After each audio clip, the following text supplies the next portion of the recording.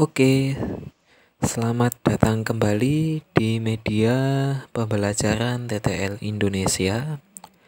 Nah, kali ini admin tidak akan membahas soal-soal ujian atau soal-soal UTBK, soal UN dan sebagainya. Sekarang yang akan kita bahas bersama, kita akan dalami tes potensi skolastik. Ya, jadi sebagaimana yang kemarin kita menerima edaran dari pihak LTMPT ya bahwa UTBK nantinya insya Allah akan dilaksanakan hanya satu jenis ujian, hanya satu jenis ujian yaitu TPS, TKA-nya, Saintek atau Sosum, kabarnya tidak akan dilaksanakan. Nah, sekarang kita nggak banyak basa-basi, kita akan bedah apa itu tes potensi skolastik. Nah, tes potensi skolastik ini di masa yang pernah ada atau masa lampau, khususnya untuk 2019 sendiri, skor UTBK totalnya adalah 60% TPS dan 40% TKA. Kemudian ini kan tahun 2019 ya. Kalau sebelum tahun 2019 namanya bukan TPS tapi TPA. Kurang lebih ada macam-macam seperti figural, kemudian ada verbal, logika, perbandingan kata dan sebagainya. Nah, cuman sekarang subtes tersebut tidak ada lagi di dalam TPS. Mungkin teman-teman ada yang merasa alhamdulillah tidak menemui soal gambar, mencocok-cocokkan puzzle dan lain-lain itu ya. Nah, sekarang kita akan bedah apa aja sih TPS itu. Nah, secara umum TPS dibagi menjadi 4 subtes. Ya, ada penalaran umum, pemahaman bacaan dan menulis, pengetahuan dan pemahaman umum, sama kemampuan kuantitatif. Nah, apa bedanya masing-masing? Kita langsung masuk aja ke bahasannya. Nanti kita juga akan membahas soal ya. Kita akan kenali tipe-tipe soal serta admin kasih tips untuk beberapa soal bagaimana cara menaklukkannya. Oke. Penalaran umum ya. Penalaran umum itu subtes yang pertama. Totalnya masing-masing ini konon sekitar 20 soal, 20 soal, 20 soal, 20 soal. Penalaran umum 20 soal berisi memilih pernyataan yang benar bila bacaan disediakan.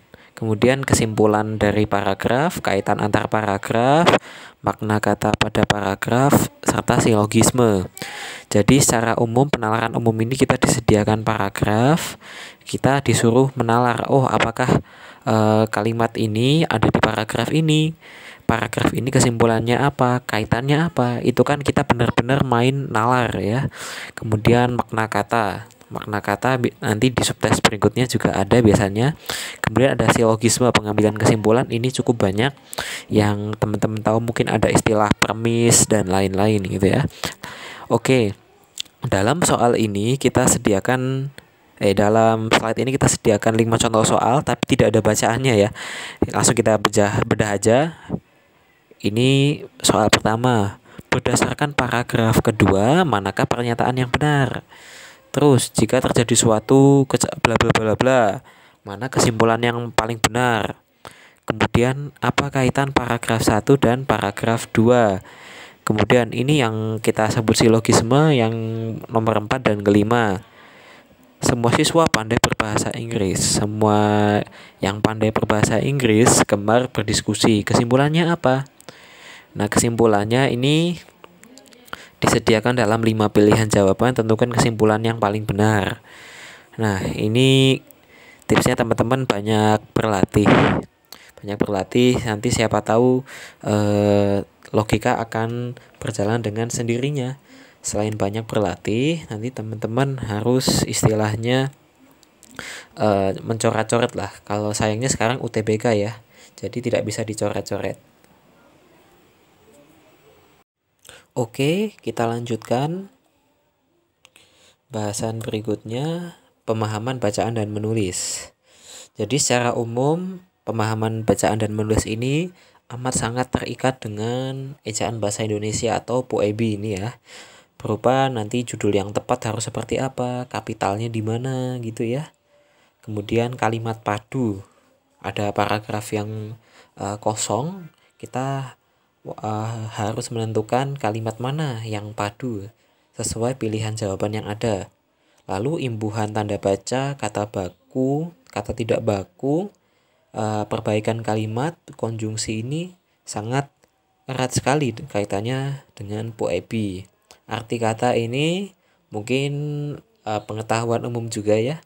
Secara umum soalnya seperti ini. Oke, judul yang tepat untuk bacaan di atas. Kalimatnya sama persis. Kemudian yang membedakan apa? Yang membedakan adalah huruf kapitalnya. Mana yang harus kapital, mana yang tidak boleh. Teman-teman nanti akan tahu lewat PUEB.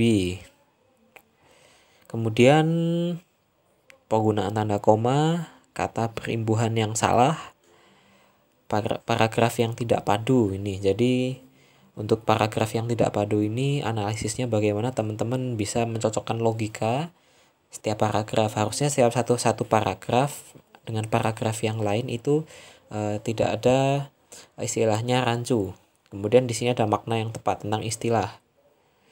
Kemudian pengetahuan dan pemahaman umum berisi ini arti kosakata pada paragraf, sinonim, antonim, gagasan utama, kata ganti. Kata ganti di sini maksudnya refers to, misalnya kalimat kata ganti dia pada paragraf sekian itu mengacu pada siapa.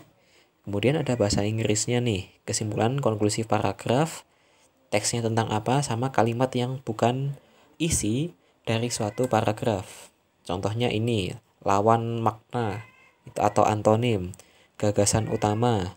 Kemudian siapa yang dituju, ini maksudnya refers to ya kalau bahasa Inggris. Kalau bahasa Inggris, teks ini tentang apa, kemudian main idea atau gagasan pokok, kemudian pengertian kata yang dikasih garis bawah. Kurang lebih kita menganalisis bacaan secara benar-benar secara literally ya. Bagi yang Indonesia maupun Inggris itu hampir sama maknanya, cuman bahasanya aja yang disesuaikan. Kemampuan kuantitatif. Oke, angka dalam gambar. Nanti kita lihat bentuknya seperti apa. Persamaan atau pertidaksamaan dasar. Penarikan kesimpulan, persentase, nilai maksimum minimum yang simpel atau mudah, program linear, sama luas keliling atau geometri yang simpel. Contohnya seperti ini nih. Misalnya di sini ada bla bla bla bla. 1 jeruk, 2 mangga sekian. Apel, jeruk, mangga sekian. Berapa harganya jika dia membeli sekian sekian sekian. Ini SPLDV atau SPLTV, ini simple. Yang enggak simple juga ada sih. Kemudian bila hasil bilangan A dan B bilangan bulat positif, A plus B sekian, hasil kali maksimum berapa. Terus ini penarikan kesimpulan yang menggunakan pertidaksamaan. Misalnya pertidaksamaannya seperti yang ada di situ, jika 2 kurang dari A kurang dari 4, 4 kurang dari B kurang dari 10, kesimpulannya apa? Nah, angka dalam gambar ini yang perlu banyak latihan. Kalau tidak banyak latihan, nanti teman-teman akan chaos ketika mengerjakan di ruang tes. Nah, bagaimana nih penanganannya? Nanti akan macam-macam. Bagaimana cara menjawabnya? Insya Allah akan kita latih juga. Oke, sekian mungkin penerangan tentang TPS. Jadi soal-soal ini tadi kami ambil dari Tonam PTN atau tryout aku masuk ITB. Kemudian soal-soal atau rancangan atau list materi yang diberikan oleh admin tadi itu hanya relatif, materi yang lain juga bisa keluar, dan materi yang disampaikan di sini bisa jadi juga tidak keluar. Semoga bermanfaat, semoga sukses. Wassalamualaikum warahmatullahi wabarakatuh.